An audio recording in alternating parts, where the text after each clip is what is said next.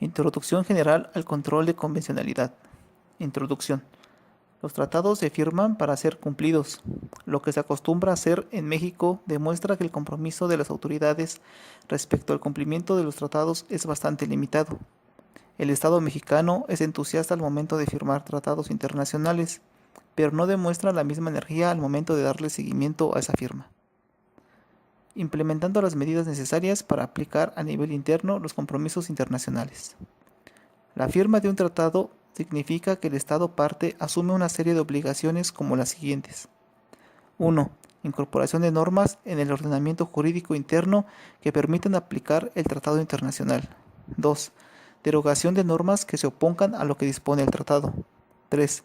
Realización de un diagnóstico respecto de los derechos regulados por los tratados internacionales, a fin de determinar con mayor precisión posible en qué punto se encuentra el país al momento de firmar el tratado.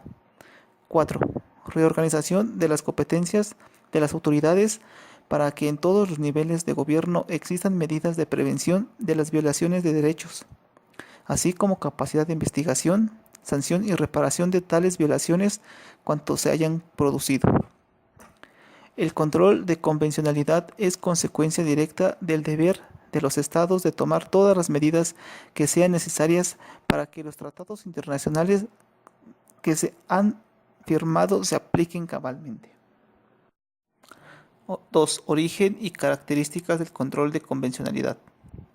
El control de convencionalidad tiene su origen en el voto concurrente emitido por el destacado jurista mexicano Sergio García Ramírez en el caso de Mirna Macchang contra Guatemala.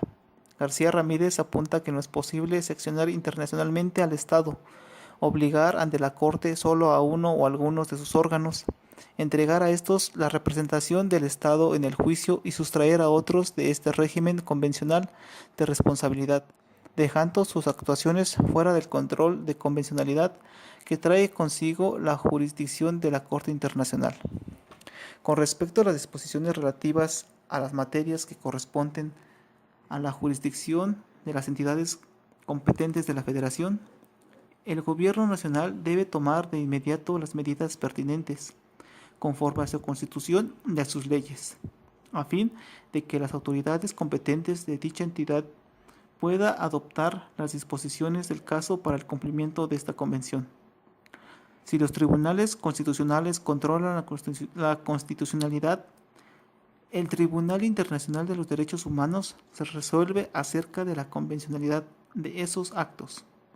A través del control de constitucionalidad, los órganos internos procuran conformar la actividad del poder público y, eventualmente, de otros agentes sociales, al orden que extraña el Estado de Derecho en una sociedad democrática. 3. La postura de la Suprema Corte de Justicia de la Nación. La Suprema Corte de Justicia de la Nación tuvo oportunidad de fijar su postura sobre el control de convencionalidad en la resolución del expediente Varios 912-2010.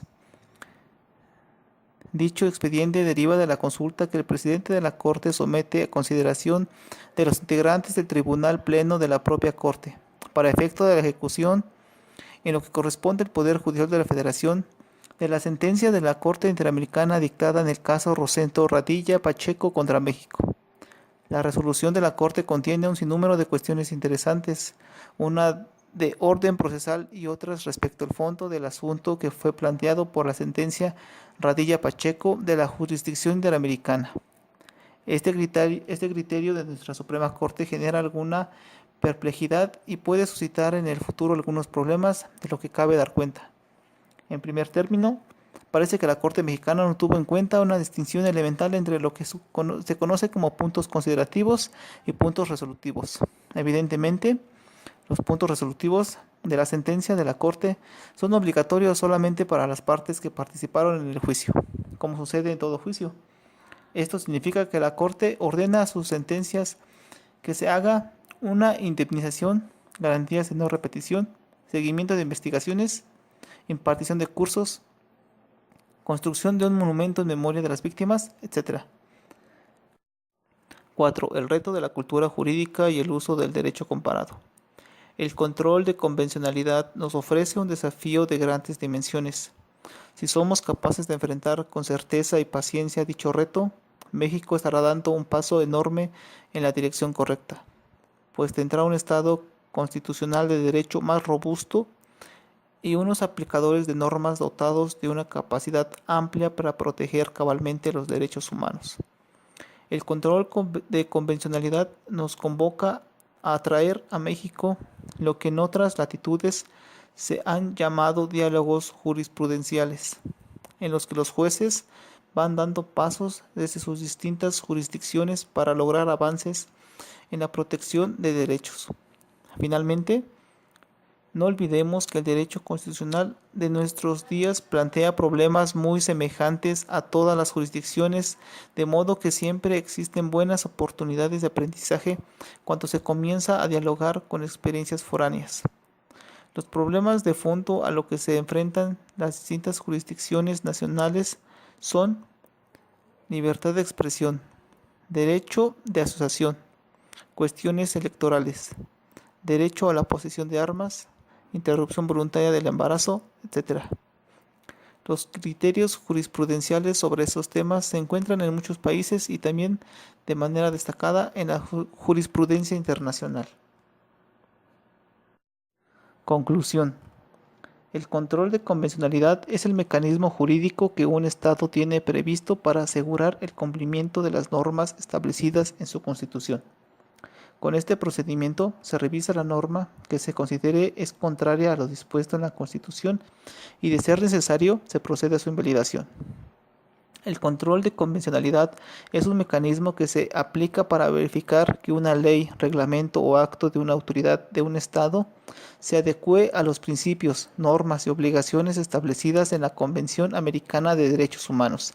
Es decir, es una herramienta que busca el respeto y garantía de los derechos descritos en la Convención Americana de Derechos Humanos. Este mecanismo, que debe ser llevado a cabo primero por los cuerpos judiciales domésticos, haciendo una comparación entre el derecho local y el supranacional, a fin de velar por el efecto útil de los instrumentos internacionales, sea que surjan de los tratados, y luego esa tarea debe ser ejercida por el Tribunal Regional, si es que el caso llegase a sus estrados. Referencia bibliográfica. Introducción general al control de convencionalidad, por Miguel Carbonell. Este libro forma parte del acervo de la Biblioteca Jurídica Virtual del Instituto de Investigaciones Jurídicas de la UNAM, el cual se puede localizar en www.juridicas.unam.mx, referentemente en http://biblio.juridicas.unam.mx.